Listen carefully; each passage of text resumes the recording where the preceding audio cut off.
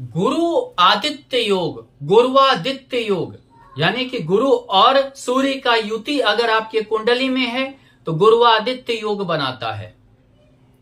यानी समझिए, गुरु यानी ज्ञान, गुरु यानी कृपा, जहां गुरु है वहीं से कृपा शुरू होती है। सूर्य यानी पिता, यानी कि पिता के अच्छे कर्मों का फल संतान को मिलता है। यानी अच्छे कर्मों का फल, यानी कि हर चीज आपका इजी होता जाएगा, आसान हो जाएगा। अगर आप किसी फेर में भी पड़े हैं, किसी तकलीफ में भी हैं, तो आपको उससे जल्दी मुक्ति मिल जाएगी, जल्दी आपको जो है उससे छुटकारा मिल जाएगा, जल्दी आपका सॉल्यूशन आपको मिल जाएगा। यानी जिस भाव में ऐसे बैठा है सूर्य और गुरु का युति है, तो ये समझिए उस भाव लेकर आपकी हर स्थिति को वो आसान बना देगा, आसान कर देगा। खासकर ये सरकारी तंत्र से आपकी मतलब कि बहुत अच्छा मतलब कि संबंध बना देगा।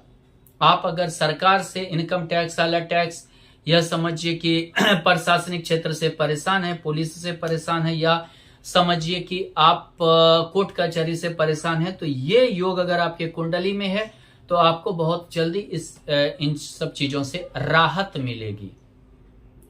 दूसरी चीज क्या है, अगर आपके कुंडली में ये योग है तो ये समझिए कि आप जिस भाव में बन रहा है उस भाव को लेकर भी आपके हर चीज आसान बनते चले जाएंगे।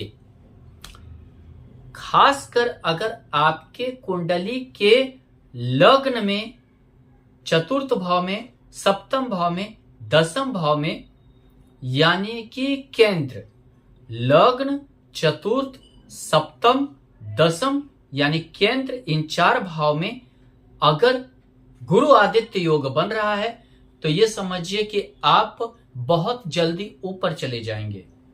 लग्न में बन रहा है तो आप हो सकता है गवर्नमेंट जॉब में हो, राजा बन जाएंगे, या आप बहुत मतलब कि ऊपर जाएंगे।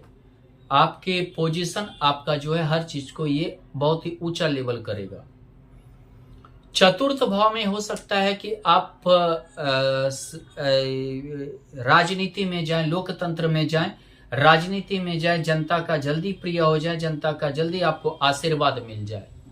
सप्तम भाव में हो सकता है आपकी पत्नी आपसे ज्यादा नामी हो, जैसे कि ज्यादा अच्छे पोस्ट पे हो, ज्यादा अच्छा मतलब ही हो, आपको ऐसा सहयोगी मिले जो आपको बहुत जल्दी तरक्की दे दे। दसम भाव में यानी कि आपका कर्म ही ऐसा हो कि आप बहुत ज्यादा उन्नति प्राप्त कर लें।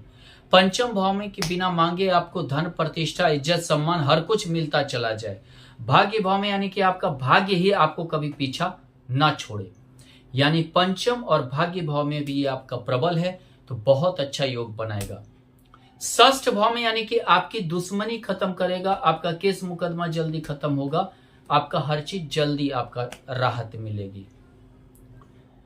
आप समझिए कि अगर ये द्वादश भाव में है तो आप बहुत ज्यादा, जिसको बोलते हैं कि उदारवादी होंगे, दान करने वाले होंगे, उदारवादी होंगे, धार्मिक ज्ञान करने वाले होंगे, धार्मिक ज्ञाता होंगे। आप समझिए कि फिर भी आपका कोई चीज घटने वाला नहीं रहेगा। सेकंड भाव में ये जो है ये आपकी बहुत ज्यादा आय करवाना शुरू करेगा। सरकार से भी आय करवाएगा, सरकारी तंत्र से करवाएगा, सरकारी नौकरी से करवाएगा।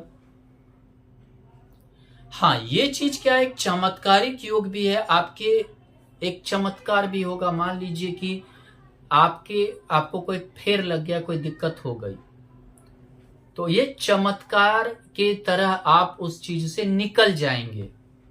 एक समझिए आपके साथ एक चमत्कार ही होगा, उस चीज से आप निकलकर बाहर आ जाएंगे। इसीलिए आपके कुंडली में अगर गुरु आदित्य योग बन रहा है और ये योगकारी है तो ये समझिए आप बहुत ही भाग्यशाली व्यक्ति हैं। राजयोग की तरह यह आपका काम करेगा।